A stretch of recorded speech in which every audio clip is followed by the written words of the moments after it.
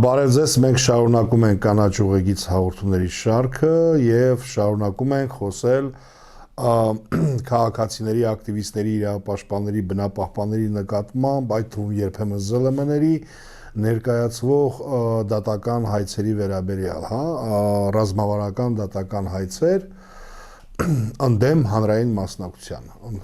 ավելի լայն այդպես է կոչվում։ Եվ այսօր, այո, մենք խոսենք մի ավելի սպეციფიկ պերսպեկտիվայից, կփորձենք հասկանալ հենց իրավապաշտպանների առումով ինչ իրավիճակ ունենք Հայաստանում եւ ինչպես են այդ ռազմավարական հայցերը, դատական հայցերը իրավապաշտպանների նկատմամբ կիրառվում որպես գործիք եւ ընդհանրապես փորձենք ավելի լայն դիտարկել, թե ինչ միջավայրում են այսօր Հայաստանում իրավապաշտպանները, ինչ խնդիրների են բախվում ու դրա համար հատուկ հյուր Սոնան Մխիթարյանը, Սոնա ջան, շատ ուրախ ենք, որ այստեղ է, Սոնան Մարդու իրավունքների տուն Երևան կազմակերպության ծրագրերի համակարգողն է։ Սոնա ջան, կխնդրեմ մի քիչ սկզբից պատմես կազմակերպության, ինչ գործունեություն եք իրականացնում ու ես գիտեմ, որ դուք ամեն տարի նաև հրապարակում եք իրավապաշտպանների մասին, ընդհանուր իրավիճակի մասին Հայաստանում, այդ մասին զեկույց եք հրապարակում, արդեն խոսենք մի քիչ զեկույցի մասին ու այնպես կշարունակենք։ Բարի, շատ շնորհակալ եմ հարգելի գործընկերներ հյուրընկալելու համար, շնորհակալ եմ հարցի համար։ Մարդու իրավունքների տուն Երևան կազմակերպությունը հիմնադրվել է 2012 թվականից, ներկայումս մեկ հարկի տակ միավորում ենք 6 իրավապաշտպան կազմակերպությունների։ Դրանք են Իրական աշխարհիրական մարդիկ, Pink-ն, Կանանց ռեսուրսային կենտրոնը, Սոցիոսկոպը, Փեն Հայաստանը եւ Սեռական բռնության ճգնաժամային կենտրոնը։ Մեր առաքելության եւ նպատակի հիմնական թիրախը հենց իրավապաշտպաններն են, իրավապաշտպանների հզորացումը եւ աջակցությունը եւ ինչպես Հայկ նշեցիր, այդ գործիքակազմից մեկը ամենամյա զեկույցների պատրաստումն է, որի ընթացքում դիտարկում ենք իրավապաշտպանների հանդեպ ոտնձգությունները, իրավապաշտպան գործունեության տենդենսները եւ հետագայում արդեն փաստային հիմքի վրա կատարում ենք ազգային եւ միջազգային ջատագովություն իրավապաշտպան համայնքի գործունեությանը բարելավելու նպատակով։ Սկզբի համար լավ կլինի երևի մի հատ սահմանենք այդ իրավապաշտպան կոչվածը ինչ է, մենք դա որ խմբերն են մտնում դրանց մեջ։ Եվ ինչ է իրավապաշտպանը ու հետաքրքիր է արդյոք օրինակ բնապահպանը համարվում է իրավապաշտպան թե չէ, մտնում է այդ իրավապաշտպանների մեջ թե չէ։ Ասեմ իրականում այդ հարցը շատ եմ ստանում ու բավականին հետաքրքիր է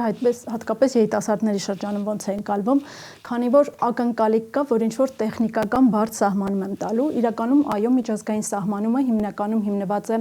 98 թվականի ՄԱԿ-ի իրավապաշտպանների հռչակագրի հիման վրա, որը Գլխավոր ասամբլեայի կողմից ընդունվել է եւ շատ կարեւոր փաստաթուղթ է իրավապաշտպանների գործունեության, լեգիտիմության, ինչպես նաեւ իրավունքների սահմանման տեսակետից։ Բայց սահմանումը բավականին լայն է եւ շատ պարզ։ Իրավապաշտպանը այն անհատն է կամ խումբը կամ կազմակերպությունը, որը միայնակ կամ մյուսների հետ համագործակցելով նպաստում է մարդու իրավունքների եւ հիմնարար ազատությունների խթանմանը։ Այստեղ տեսնում ենք խոսքը մասնագիտության մասին չի, պարտադիր չէ լինել դիպլոմավորված իրավաբան, գրել հոդվածներ մարդու իրավունքների թեմայի շուրջ, ունենալ կոնկրետ աշխատանքային տարվա ստաժ, ոչ, կոչման մասին է, որ պետք է նպաստել մարդու իրավունքներին։ Բայց հետ գալով հռչակագրին մեկ շատ կարևոր շեշտադրում կուզենայի անել, թե ինչ մեթոդներով է այդ մարդու իրավունքների խթանումը տեղի ունենում։ Իրավապաշտպանը գործում է միմիայն խաղաղ մեթոդներով, այսինքն չի օգտագործում ատելության խոսք, բռնություն եւ միաժամանակ խտրականության չի ենթարկում մյուս խմբերին։ Այսինքն կարող ենք համարել այնպես, որ ինչ որ մի մարդ գյուղում, չգիտեմ, անասնապահ, չգիտեմ, ոչ, ամբողջական կրթությամբ, չգիտեմ, 5 դասարան սովորել ավարտել, բայց ինքը զբաղվում է իրենց, չգիտեմ, արոտավայրերի եւ գետերի մաքրությամբ, պահպանությամբ։ Այսինքն ինքը լոկալ մակարդակում կհամարվի իրավապաշտպան։ Բնականաբար, այսինքն մասնագիտությունը, ստաժը կարևոր չէ, եթե այդ անհատը իրեն նվիրում է, ինչպես նաև հարցի սկզբում էր բնապահպան գործունեությանը, սա չի նշանակում, որ վերացական արժեք որպես բնությունը պաշտպանելուն բարձրաձայնում է հարցեր, որոնք վերաբերում են առողջության իրավունքին, ապահով կենսամիջավայրի, ջրի մաքրությանը, բնականաբար արդեն մաս է կազմում լայն իրավապաշտպան համայնքին։ Նշեմ, որ այդպիսի տեխնիկական բնորոշումներ կամ ոլորտներ չկան, եթե օրինակ դու զբաղվում ես կանանց հարցերով իրավապաշտպան ես, եթե զբաղվում ես էկոհարցերով բնապաշտպան ես, ոչ։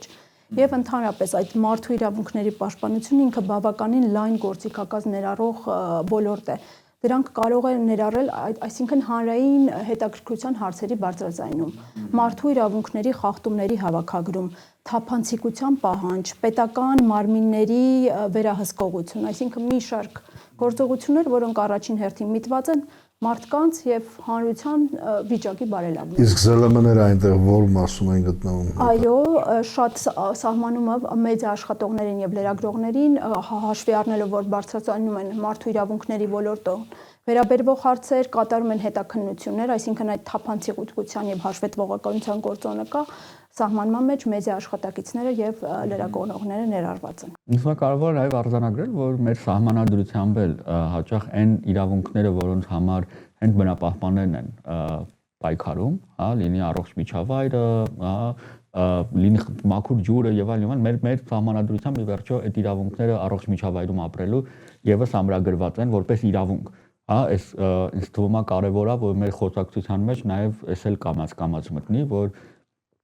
այն ինչ որ պահանջում են քաղաքացիները իրենց միջավայրի հետ կապված, դրանք ոչ թե ճոխություններ են, ինչ որ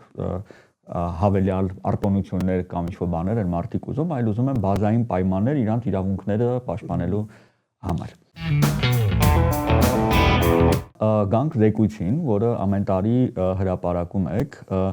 հետաքրքիր է երևի մի քիչ ընդհանուր պատկերը հասկանանք, իրավապաշտպանների վիճակը Հայաստանում ինչպիսին է, կարելի է միգուցե ինչ-որ միտման մեջ նայել, հա, ինչ տրենդեր ենք նկատում, դեպի լավացում, դեպի վատացում։ Մի տեխնիկական մաս ավելացնեմ, իհարկե զեկույցի անգլերեն տարբերակը արդեն կայքում է, բայց հայերենը հուսանք մարտի վերջ, մարտի կեսեր կլինեն եւ այն տեղեկատվությամբ, որ հիմա կիսվում եմ, արդեն մարդու իրավունքների տուն Երևանի կայքում հասանելի են լինելու։ Տենդենսները նաև կարող ենք միջազգային գլոբալ մակարդակում համեմատել, քանի որ Հայաստանում միայն Հայաստանում չէ, որ իրավապաշտպանները խոչընդոտների են հանդիպում, ինչու եմ կարծում անհրաժեշտ է նաև գլոբալ մակարդակում, քանի որ մարտի 6-ին ՄԱԿ-ի իրավապաշտպանների հարցով զեկուցողի տարեկան զեկույցը նույնպես հրապարակվել է եւ ընդհանրապես այն իրավիճակը, որը նշված է գլոբալ մակարդակում, խնդիրները մենք նույնպես հանդիպել ենք։ Ուզում եմ նշել, որ իրավապաշտպանների անվտանգությունը եւ գործունեությունը տարբեր բլոկերով գնահատական է լինում, լինի ֆիզիկական անվտանգություն, իրավական, հանրային, տեղեկատվական եւ այլն, բարեբախտաբար ֆիզիկական անվտանգության լուրջ խոչընդոտներ, ինչպես սպանություններ են այս տարի Հայաստանում չենք ունեցել, բայց մի թիվ եմ ուզում նշել, օրինակ անցած տարի արձանագրվել էր, որ երկրում գլոբալ մակարդակում 600-ից ավել իրավապաշտպան եւ լրագրող է սպանել։ Անցյալ տարի միայն։ Այո, միայն անցյալ տարի, ամբողջ աշխարհի մակարդակով, ինչը վերջին տասնամյակների, երևի թե եթե ճիշտ եմ հիշում, ամենաբարձր թվերից մեկն է համարում։ Հետաքրքիր տենդենս է, որ տարեկան զեկույցում ՄԱԿ-ի հատուկ իրավապաշտպանների հարցով զեկույցի ամենամեծ խոչընդոտը այս տարի համարվել են իրավական եւ ֆինանսական խոչընդոտները։ Հիմնականում դրանք իրավապաշտպան գործունեությունը սահմանափակող օրենքներն են եղել, որը բարեբախտաբար մեր զեկույցում այդ տենդենսը նվազ մակարդակով ենք նկատել։ Ես այստեղ նկատի ունեմ շատ տխրահարչակ օտարերկրագործակալների օրենքը, մարդու իրավունքների խթանման համար ֆինանսական աջակցություն ստանալու համար դժվարությունները, նաև կան անգամ սովորական հասարակական կազմակերպություն գրանցելու տեխնիկական, այո, այդ պետության կողմից դժվար բյուրոկրատիան եւ այլն։ Բայց նաև իրավական գործիքակազմ ասելով դա իրավական մեխանիզմների չարաշահումն է, հանրային մասնակցության դեմ ռազմավարական հայցերը, SLAP-ը, որը ցավոք շրջի Հայաստանում նույնպես ծաղկում է Հայաստան։ Այո, կարելի է ասել ճգնաժամային իրավիճակը, քանի որ թիվը բավականին բարձր է, 30-ից ավել, ինչպես մեր այլ անցած տարվա զեկույցով ենք։ Ես կասեի նույնիսկ եթե բանանը 40-ից ավել կա։ Հնարավոր է, վերջին տվյալներով մեր 30-ից ավել է, որը որ բավականին բարձր թիվ է համարվում, ինչու եմ այդպես ասում։ Եթե օրինակ վերցնենք որոշ ԵՄ անդամ երկրներ, այնտեղ քանի որ կան հակասլափյան մեխանիզմներ 10-ից 12, վերցնենք օրինակ տարածաշրջանի ոչ ԵՄ անդամ երկրներ, օրինակ Սերբիան, որը իր բնակչությամբ կրկնակի ավել է Հայաստանից, բայց կրկնակի քիչ սլափ ունի։ Այսինքն եթե համամասնությունը նայենք քաղաքացիներին ազնող սլափերի թվով, ովքեր են օրինակ Սերբիայում հիմնականում ինչ մարմիններն են կամ Նշեմ, որ հիմնականում սլափերը իրանք, այսինքն ըստ երկրների տարբեր, այսինքն Հայաստանում հնարավոր է էկոակտիվիստներն են մեծամասնությունը եւ լրագրողները։ Այլ երկրներ կան, որտեղ լրագրողներն են ու հետաքրքիր է, որ Հայաստանում համենայն դեպս այդ տենդենսը չկա, ակադեմիական եւ գիտական համայնքի ներկայացուցիչներ, օրինակ Թուրքիայում կա Academics for Peace, որը մի քանի սլափի թիրախ է երկար ժամանակ, բայց Հայաստանում օրինակ այդ տենդենսը չենք նկատում։ Եվ իրականում այո, եթե նաև այն հռչակագիրը, որ նշեցի, նաև ոլորտային փաստաթղթերը, ԵՄ դիրեկտիվը, սլափերի մասով ռեկոմենդացիաները ամենայն դեպս էկոակտիվիստներին եւ լրագրողին որպես ամենահաճախակի թիրախներից մեկը դա գլոբալ մակարդակով ճանաչվել է։ Մի քանի ավելի ընդհանրական ներկայացնեմ տարեկան կտրվածքով ինչ տենդենսներ ենք նկատել, բացի սլափերը նշեցի, որը ամենաառաջնահերթ խնդիրներից մեկն է, որը լուծում է պահանջում, երևի դա մի քիչ ուշ ավելի կքննարկենք, կան այլ տենդենսները, քանի որ իրավապաշտպանների գործունեությունը սերտորեն կապված է մի շարք իրավունքների իրացման հետ, խոսքի ազատություն, հավաքների ազատություն, օրինակ դեպքեր կան, երբ իրավապաշտպանի հանդեպ բռնության կոչ, սպառնալիք է հնչում, սակայն իրավապահ մարմինների գործի արդյունավետ քննության առարկա չի դառնում, ինչպես նաև հավաքների ազատության որոշ դեպքեր, երբ իրավապաշտպանի հանդեպ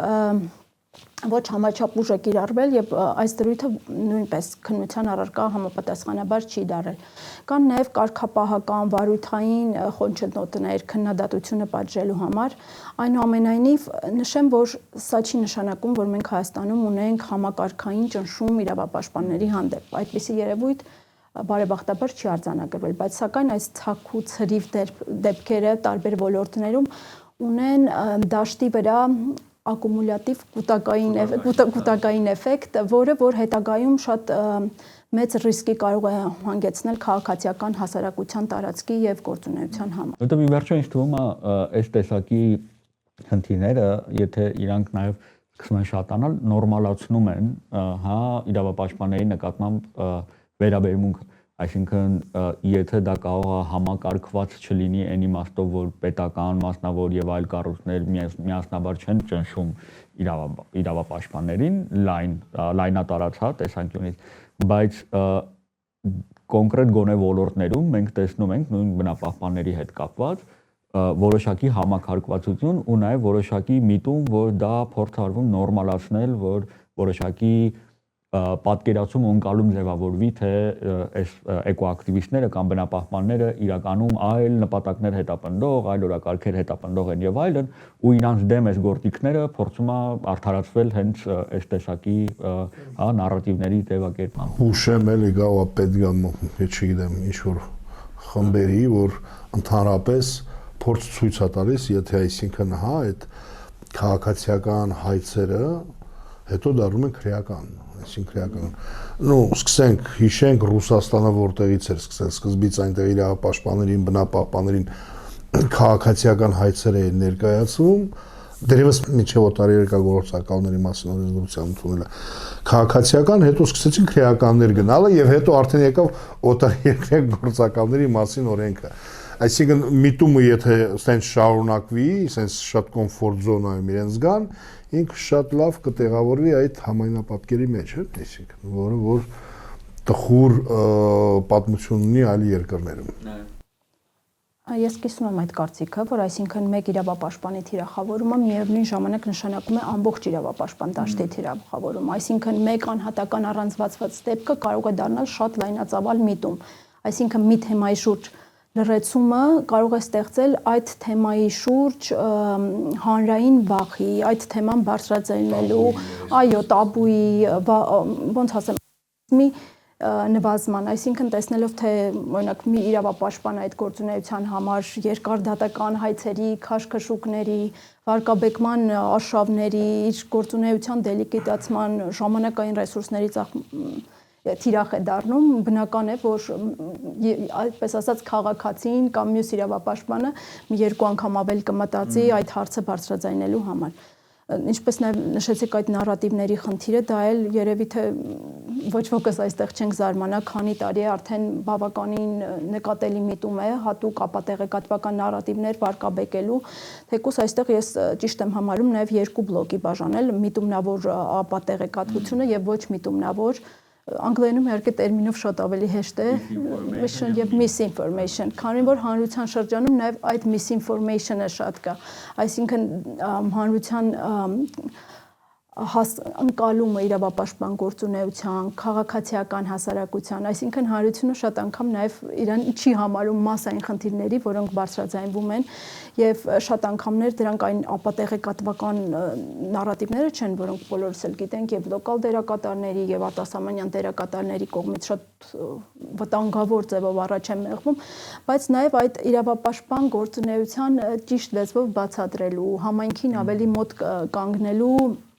տեսանկյունից պետք է դիտարկվեն։ Գիտես շայտակի, որ ասում եմ մի բան մտքովս անցավ, ոնց կարող է իրականում այդ թիրախավորված ապատեղեկատվությունը բերի այդ թյուր ընկալումներին, որտեղ օրինակ բնապահպանների հետ կապված երբեմն կտեսնես ինչ-որ խնդիր կա շրջակա միջավայրի հետ կապված ու մեկը կգրի սոցիալական ցանցերում ուր են բնապահպանները, ինչի դուրս չեն գալիս եւ իր նպատակը այն է, որ ինքը թիրախավորի բնապահպաններին, որպես դուք այդ տեսեք սելեկտիվ եք աշխատում, դուք իրականում խնդիրների մասին չեք մտածում եւ այլն։ Այն դեպքում, որ դա սովորական մարդկանց մոտ սկսում է տպավորություն ձևավորել, ու բնապահպանությունը այդ որ ոնց որ սկզբում նշեցինք, ինչ որ մասնագիտություն է, ու եթե ինչ որտեղ խնդիր կա, պետք է այդ մասնագետ բնապահպան ակտիվիստները գան այդտեղ։ Այն դեպքում, որ սիրելի ժողովուրդ, եթե դու այդ պահին մտածում ես, որ այս Երևանի այս ինչ փողոցում ծառը կտրում են ու դա քո համար խնդրեմ է, դու չպետք է սպասես, ասես ուր են բնապահպանները։ Դու ինքդ պետքա գնաս։ Բայց սա հենց դրա հետևանքն է, որ այդ թյուր ընկալումը ձևավորվում է ի սկզբանե թիրախային միտումնավոր ապատեղեկատվության, ու կեղծ նարատիվների տարածման միջոցով։ Ես կիսում եմ այդ կարծիքը ու կարծում եմ նաև շատ դժվար է նաև, քանի որ իհարկե ամենամյա զեկույցում մենք առանձնացրել ենք ապատեղեկատվական նարատիվները, բայց քանի որ այդ զեկույցը հիմնված է 2025 թվականի տենդենսների վրա, երբ USAID եւ ամերիկյան ֆինանսավորումը հիմնական թեման այդ օտարերկրյա ֆինանսավորումն է եղել անցած տարի, ինչպես նաեւ քանի որ անցած տարի ակտիվացան հայ-ադրբեջանական փորձագիտական քաղաքասարակության համայնքի շփումները նույնպես ապատեղեկատվական նարատիվների բավականին նկատելի թեղարախ էր։ Իսկ այս ներկայիս բնապահպանների թեղարախավորումը, իրավապաշտպանների դա արդեն մի քանի տարի տեղի ունեցող տենդենս է եւ ինչպես դու նշեցիր, ինչ որ մեկը խնդիր է տեսնում, ինչ որ կոստյումով, պորտֆելով իրավապաշտպանը պետքա գա արագ արձագանքի, այդ ընկալումը իսկապես կա հանրության շրջանում, ինչը միտումնավոր է արված եւ նաեւ շատ դեպքերում անձնավորված է արված, այսինքն թիրախներ եւ պիտակներ, որ այս կոնկրետ այս մարդիկ իրավապաշտպաններ են, իրանք պետք է կան զբաղվեն, կամ իրականում էլ դա կարող է լինել դելեգիտիմիզացիայի աղբյուր, այսինքն, չգիտեմ, ինքնահռչակ իրավապաշտպան գործունեություն լինի, որը իրականում ապատեղեկատվական նարատիվների տարածում լինի, որը ինքնին խնդիրն է։ Որն է այդ լուծումը շատ անգամ լուծումներին կգանք, իսկ հիմա մի քիչ ուզում եմ ցենց բացենք ավելի, փաստորեն մենք խոսում ենք մի ուղղությամբ կա այդ իրավական գործիքակազմը, որը կիրառվում է իրավապաշտպանների դեմ, Հայաստանում դեռ չունենք այդ օտարերկրյա գործակալներ, բայց խոսույթը կա, ես նկատում եմ, որ նաև քաղաքական դաշտում է որոշ ուժերի կողմից ակնարկներ ուղիղ եւ ոչ այնքան ուղիղ երբեմն ձևերով ակնարկներ արվում եւ իրանց հետ աֆիլացված բիզնեսների, մեդիաների կողմից սա հաճախ հնչում է, բայց այո, ամենատարածված գործիքը իրավական դաշտում այդ ռազմավարական դատական հայցերն են իրավապաշտպանների, ակտիվիստների նկատմամբ ու այն մյուս խնդիրները, որ նշեցիր, ընթացակարգային կարող է լինեն, վարչական կարող է լինեն կամ այդ ինֆորմացիոն նարատիվային, իմ համոզմամբ այս բոլորը ոչ թե առանձին դրսևորումներ են, այլ ոնց որ մի ընդհանուր գործիքակազմի մաս են։ Տակիրա ինչքանով ես համաձայն ես մտքի հետ, որովհետև երբ որ մենք հատկապես բնապահպան ակտիվիստների, իրավապաշտպաններին ենք նայում, տեսնում ենք, որ միշտ այդ գործիքները միաժամանակ զուգահեռաբար կիրառվում են, այսինքն այնպես չի, որ իրավապաշտպանին նկատմամբ կա դատական հայց իրան լրացնելու համար եւ վերջ։ Չէ, դրան զուգահեռ նաև տեսնում ենք այդ նույն իրավապաշտպանի վերաբերյալ կարող է լինեն ինչ-որ կեղծ տեղեկությունների տարածում սոցիալական ցանցերում, կարող է լինեն դեպքեր, երբ որ նույն, չգիտեմ, հանրային լսումներին կամ այլ գործընթացներին իրենց մասնակցությունը փորձարվի սահմանափակել, խոչընդոտել, ու մեր մոտ ստեղծվում է այդ տպավորությունը, որ սա ոչ թե առանձին գործիքներ են, այլ միասնական մի բան են։ Ասեմ ծիծաղենք առաջ գնանք, այն օր արջուտումն էի լսումների ժամանակ այնտեղ բնակչությունը պայքարում է դեմա, որպեսզի հանք ընդլայնվի։ Մի խոսքով այնտեղ փորձեր գնացին ինչ որ մարդկանց լրացնելու, արդեն ես սկսեցի խոսել եւ մեկը վեկացավ, ասեց դու բնապահպան ես, քիչ ես զբաղվում նայ մեր աղբավայրի հարցերով։ Դες վերջը մեկ էլ այնտեղից ասեցին, բայց հենց ինքը զբաղվել է այդ հարցերով։ Դες մտածեց, որ ինչ ասի չէր գտնում։ Ես ուղղակի ուզում եմ նաեւ ավելացնեմ, որ երբ որ ասում ենք բնապահպան, ասես լայն է, էլի ինքը հնչում։ Մենք պետք է հաշվի առնենք, որ այնտեղ մտնում են գյուղատնտեսական հողերի պաշտպաններ, այսինքն ինքը կարող է հեչել տենց այդքան շատ բնության համար գժվող մարդ չի, բայց տարանջատենք, որ ինքը լայն է, այսինքն գյուղատնտեսական հողերի համար, հա, պայքարող մարդիկ,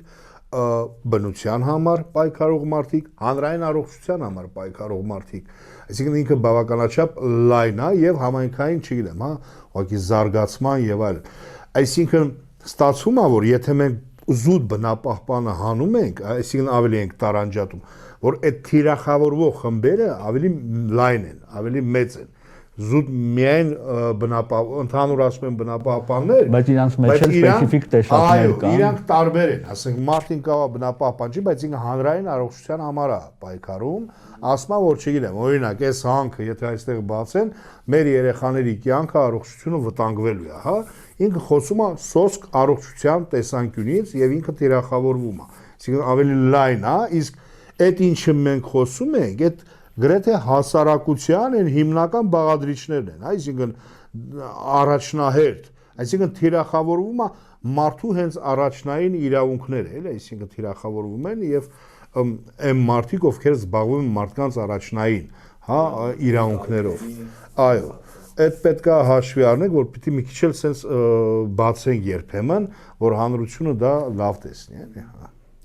Երևի ավելի շատ հարցը այն է, թե ինչքանով են այս ամեն ինչը առանձին միջադեպեր, թեև մենք չենք պնդում, որ սա համակարգային բնույթ ունի, բայց արդյոք տեսնում ենք ինչ-որ ձև համակարգված կիրառում այս տարբեր տեսակի գործիքների։ Իրականում հարցը ավելի շատ կախված է, թե եթե հարցը էկոակտիվիստներին է վերաբերում, մենք զեկուցում իրականում խմբային այդպիսի բաժանումներ չենք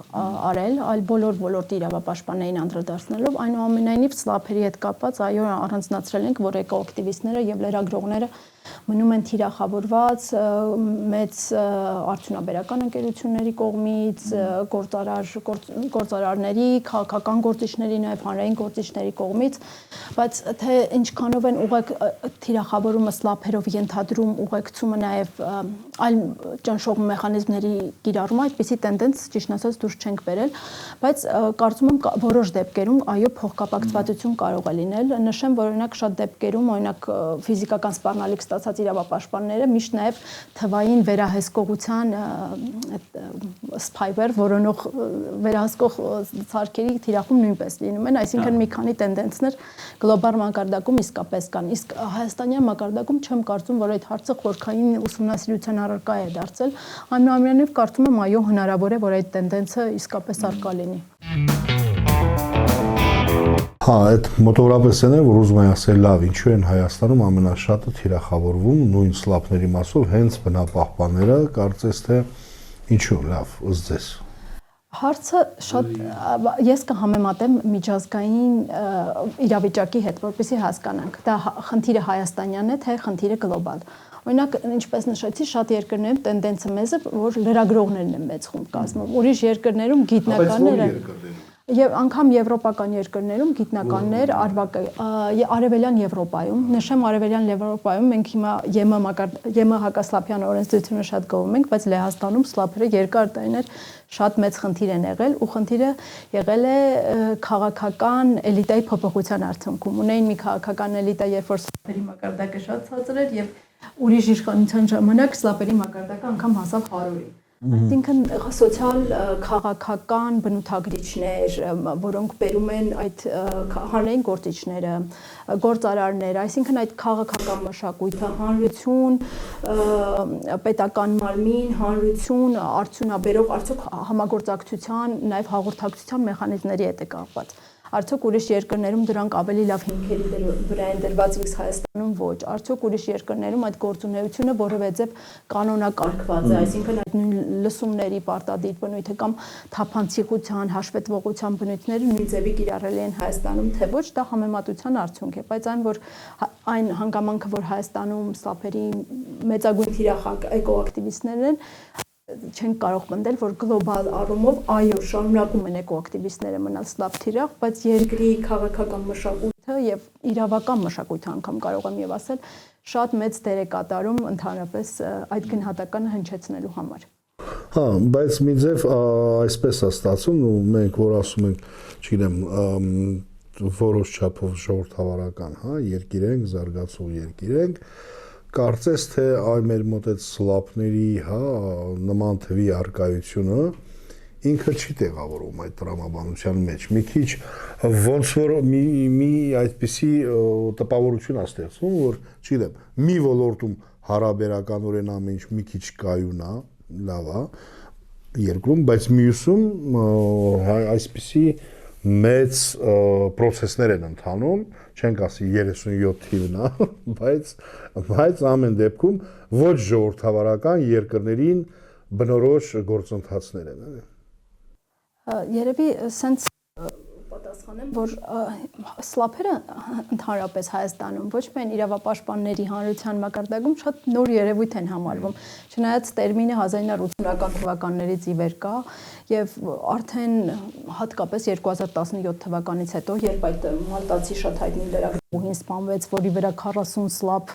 դատական հայց կար իր հակակոռուպցիոն հետաքննական նյութերի համար, այնուամենայնիվ ես իհարկե չեմ կարող պնդում անել, բայց վստահ եմ, որ իրավաբանության դասագիրք հնարավոր է բացենք հիմա ու սլափ տերմինը չլինի։ Այսինքն այն միջավայրը, որ հիմնականում ունենք, նաև խնդրի թեր պատկերացումն է։ Նշեմ, որ տարածաշրջանում ես հիմա որ մեր հարևաններին էլ ներբերեմ կամ արևելյան գործընկերության տարածաշրջան փորձեմ ավելի ժողովրդավար երկրների համեմատվել Մոլդովա, Ուկրաինա, իրանք էլ նույնպես սլափերի հետ խնդիր ունեն եւ հակասլափյան օրենսդրություն չունեն։ Դրա համար ասել, որ ժողովրդավարության բարեփոխումները պետք է ուղղակիորեն կապված են սլափերի հետ պայքերի հետ, ցավոք ոչ միշտ է տենց, այսինքն կախված է նաև պետական ապարատի պատրաստվածության, դատավորների, իրավապահների։ Ես նաև համոզված եմ իրավապաշտպան չեմ կարող պնդել, իրավապաշտպան համայնքում էլ ովքեր որ շատ չեն առնչվում, հնարավոր է եւ այո, տեղյակել չլինեն։ Եվ կարծում եմ ամենամեծ բացը, որ կա, դա իրազեկվածության բացն է։ Դե գանք ուրեմն ավելի կոնկրետ լուծումներին, որովհետեւ հաշվի առնելով, որ խնդիրը մենակ մեզ չի բնորոշ, ամբողջ աշխարհում էլ տարածված է այս գործիքակազմը, բայց ոնց նշեցիր, տարբեր երկրներում իրան արձագանքելու տեսանկյունից տարբեր հաջողություններ կան, կուզեմ մի քիչ լայնից սկսենք, թե ինչքանով ինչ միջոցներով է հնարավոր ավելի բարելավել իրավապաշտպանների միջավայրը Հայաստանում։ Հետո գանք նաև արդեն հենց այդ դատավարական հայցերի տեսանկյունից ավելի կոնկրետ, բայց ավելի լայն ինչ առաջարկություններ ունի ձեր զեկույցը, թե ինչպես է պետք բարելավել իրավապաշտպան գործունեությունը Հայաստանում։ Բարի, իրավապաշտպանների գործունեությունը բարելավելու նպատակով հիմնականում բոլոր քայլերը, որ պետք է ձեռնարկվեն, համակցված են տարբեր ոլորտներում՝ եւ իրավական, եւ քաղաքական, եւ հանրային, եւ ինստիտուցիոնալ։ Իրավական, օրինակ նշեմ, որ Հայաստանում չունենք հատուկ իրավական ազգային մեխանիզմներ իրավապաշտպանների պաշտպանության համար, բայց շատ երկրներում գործում են։ Օրինակ, եթե իրավապաշտպանները այլ երկրում շարունակական սպառնալիքների զոհ են, ոստիկանության պահպանության տակ են հայտնվում, կամ կան պետական եւ կիսապետական ծրագրեր, որոնք իրավաբանական, հոգեբանական աջակցություն են տրամադրում, սակայն Հայաստանում այդ մեխանիզմները ցավոք սրտի չունենք։ Հիմնական ես մի առաջարկ կա, որ մի քանի տարի առաջվա զեկույցում ենք հրապարակել եւ կուզենայի նաեւ դրանից սկսել հնչեցնել, որ հիմնականում երբ որ իրավապաշտպանները սպառնալիքի ներկոն, շատ կարեւոր է հանրային քաղաքական մեսիջը, այսինքն դա պետք է դատապարտվի պետական, քաղաքական, բարձր մակարդակով, որպեսզի հանրությունն էլ եւ այդ ազդակը ստանա, որ սա անթույլատրելի է եւ նաեւ ազդակ լինի, որպեսզի հետագայում այսպիսի դեպքերը չկրկնվեն։ Ինչպես նաև խոսքում նշեցի, շատ կարևոր է, որպեսզի սպառնալիքները, բռնության դեպքերը, ոտնձգությունները նաև իրավապահ համակարգի ուշադրության եւ ջանասիրաբար եւ արդյունավետ քննվող գործերի թիրախ դառնան։ Այնուամենայնիվ, երբ նաև տեղեկատվական հանրային ինստիտուցիոնալ միջավայրի անդրադառնալով հանրային նաև խորհուրդները, որ տալիս են իրավապաշտպան գործունեության բարելավման, բնականաբար միայն իրավապահ պետական քաղաքական մարմիններին չեն, այլ նաև հենց հասարակական կազմակերպություններին, հանրային հաղորդակցության, այդ իրազեկման արշավների կարևորությունը շեշտադրելով։ Ինչ, եթե ճիշտ կուշակեցի երկրորդ հարցը Սլափերի։ Հա, ես ուղղակի մի հատ միջամտեմ, ցավոք սրտի մեզ մոտ հաճախ այդ մեսեջները լրիվ հակառակ ուղղությամբ են գնում։ Այս անցյալ տարի հիշում ես Գինևետում, որ լսումներ էին, ես էլ դու էլ այնտեղ լսումներ էինք, այնտեղ նախ ոստիկանություն մարդկանց թողում չէր թույլ տալի, որ մտնեն մասնակցեն, հետո հասանք նրան, որ մտան մասնակցեցին, հետո ԱԺ պատգամավորներից մեկը հարցազրույց էր տալիս եւ ասում էր այնտեղ գնացած մարդիկ պատվերով, չգիտեմ, գնացածներ են եւ այլն, հա, կամ փոխնախարարների եւ ընդհանուր նախարարների մակարդակով, այսինքն մենք այս վերջի տարիներին լսել ենք, հա, ինչ որ հակառակ, ձեր ասացի հակառակ մեսեջներ եւ դրանից հետո թիրախավորումների, այսպես ասած, մարշա սկսել, այսինքն սկսել են արշավներ թիրախավորման տարբեր sense մեթոդներով, ցավալիորեն, էլի, հա։ Ճիշտ ասած կոնկրետ այդ դեպքին ծանոթ չեմ, բայց իհարկե այն մեխանիզմը, որ նշեցիք, եթե հակառակ մեսեջ է դնում, դրա համար խնդիրների շարունակականություն լինելը կարելի ասել ապահովում է, հա։ Գալով հենց հանրային մասնակցության դեմ հայցերի խնդրին, որը մեծ բեռ է ի վերջո հանդիսանում իրավապաշտպանների վրա, մենք մեր նախորդ զրույցների ժամանակ շատ խոսել ենք նրա մասին, թե ինչպես է այդ գործընթացը մարդկանցից ժամանակ, ռեսուրս, էներգիա, ֆինանսներ տանում ու նաև ոչ միայն ազդում այդ մարդկանց անձնական, հա, իրենց եւ անձնական եւ մասնագիտական գործունեության վրա, բայց նաև ազդում է համայնքի վրա, ուրիշների վրա այդ սառեցնող էֆեկտն է ունենում, որ մարդիկ ավելի ինքնացենզուրայի ոնց որ ենթարկեն իրենց միտքը, իրենց խոսքը, որպեսզի նման հետևանքների չբախվեն, ու սա մեր համոզմամբ, մեր նախորդ զրույցներում էլ եկել ենք այն մտքին, որ հետևելով այլ երկրների, եվրոպական երկրների օրինակին, համակարգված լուծումը օրենքի տեսքով, որը որ կնշի, որ այսպիսի երևույթ կա, որովհետև քանի դեռ մեր իրավական լեզվում չկա ամրագրված այս հանրային մասնակցության դեմ հայցերի երևույթը, դրա դեմ որևէ միջոց չի կարող էֆեկտիվ աշխատել, հա, ու դրա համար մեր առաջին բանը այն է, որ եթե լինի նման օրենք ու ունենա հստակ կարգավորումներ, թե ինչպես պետք է այդ գործերը քննվեն եւ այլն, ինքը բավականին մեծ օգուտ կտա իրավապաշտպաններին, ակտիվիստներին, բնապահպաններին, ինչ ես մտածում։ Իրականում պատասխանը արդեն հարցում հնչեցվեց այդ հակասլափյան մեխանիզմների ընդունման կարևորությունը, այո, եւ նշեմ, չնայած մենք նշում ենք ԵՄ դիրեկտիվներ, ԵԽ ռեկոմենդացիաներ, իհարկե այլ երկրներում էլ ինչպես նույն Հնդկաստանում կա այդ փորձը, Ամերիկայում այդ փորձը, ամենայն դեպս հաշվի առնելով, որ մենք Եվրոպայի խորհրդի անդամ ենք, հայ-եվրոպական հարաբերությունների խորացումը եւ ընդհանրապես այնտեղի փորձը հաշվի առնելով, միշտ մեր հիմնական առաջարկը եղել է տվյալ փաստաթղթերի հիման վրա հակասլափյան օրենսդրական մեխանիզմների մշակումը։ Արդեն երկար ժամանակ է այդ հարցով գործընկերների աջակցությամբ զբաղվում ենք եւ իրականում շատ լուրջ խնդիր է, ինչպես դու նշեցիր, Հայկ, սա նյութական, այսինքն երբ որ գալիս ոչ ողջամիտ նյութական պահանջներ նաեւ իրավաբանական այդ ճնշումները, որոնք 8 տարի ժամանակ, ռեսուրս, հոգեբանական ընկճվածություն մարդկանցից կարող են խլել։ Ես չեմ ասում դա ինչպես է անդրադառնում մասնագիտական գործունեության համար։ Եթե մարդը անդադ մեծ ժամանակ անցկացնում է դատական հայցերի մեջ կամ չգիտեմ հարցազրույցների մեջ, ինչքանով է մասնագիտական համայնքը աջակցում իր գործընկերոջը կամ ընդհակառակը մարգինալիզացնում նրան իր մասնագիտական գործունեությունից։ Եվ իրապես հակասլափյան մեխանիզմների ընդունումը թույլ կտա դատավորներին արդեն վաղ ժամկետներում ճանաչել սա սլափ է, սա նրա մասին չէ, որ այն կարծիքը, որ հայտնվել է թերի է կամ փաստարկների հիման վրա չէ, ինչը որ դատական հայցերի վերջում այդպես էլ եզրահանգման են գալիս, բայց մի տանջալի, տառապալի ճանապարհ, այո, տարիներ տևած, այլ հենց սկզբից այդ մեխանիզմը ներդնել։ Նաև առաջարկներից մեկն էլ, որ պետությունն էլ այդ իրավաբանական եւ հոգեբանական աջակցության պարտավորությունները ստանձնի եւ ինչպես նաև պետության կողմից հատուկ ծրագրեր ներդրվեն դատավորների եւ իրավաբանական համայնքի ներկայացուցիչների համար տվյալ խնդրի իրազեկման համար։ Այո, դասընթացներ են պետք, շատ բարձր։ Այո, միանշանակ։ Շատ པարզ դասընթաց է, բայց իդեպ ի ուրախություն վերջերքս Թեմինե Ենոքյանի հետ կապված, հա, ԶՊՄԿ Թեմինե Ենոքյանի հետ կապված դատական հայցի գործը 3 տարի որ տևեց, հրապարակվեց, ի զարմանս եւ ի ուրախություն, այսինքն որ մերժել են հայցը, այնտեղ հիմնավորումների մեջ ահագին այնպիսի հիմնավորումներ էին, որ դու տեսնում ես, որ հա, այսինքն մասնագետը ինքը հասկանում է ինչու նախնդիրը, սլաբ բարը չկար, բայց այո, այնպիսի գործերին, որոնք որ դա շատ ուրախալի էր, այսինքն ի վերջո նաև երևի թե դատական համակարգում էլ էլի, որովհետև դեպքերը շատանում են, մարդիկ սկսում են երևի թե ուսումնասիրել, բայց իհարկե դրա մասին պետքա խոսել, բացի օրենքը պետքա իրազեկել, դասընթացներ եւ այլն։ Այո, իրականում ամեն ինչ սկսվում է օրենսդրական մեխանիզմի ներդրումից եւ իրազեկումը, վերապատրաստումը, գործունեությունը այդ փոփոխությունները բխելու են հենց մեխանիզմների իմպլեմենտացիայից հետո, որն էլ իհարկե չեմ ուզում շատ խոստումներ տան ժամանակային առումով, սովորաբար բավականին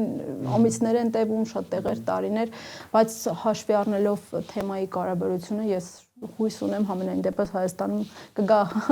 երբևէ մի օր, որ այդ մեխանիզմը նույնպես այստեղ կներդրվի։ Ну ամեն դեպքում ինձ թվում է մենք ազդակներ տեսնում ենք, որ գոնե ներքևից եկող, հա, ազդակները այս խնդրի կարևորության ու օրենքի անհրաժեշտության, որովհետև եւ հենց բուն մարդու իրավունքների ոլորտում աշխատող կազմակերպություններ լինեն, լրագրողական համայնք կազմակերպություններ լինեն, կոռուպցիայի հետ կապված խնդիրներով աշխատող կազմակերպություններ, անհատներ, ինչպես նաև բնապահպաններ, արդեն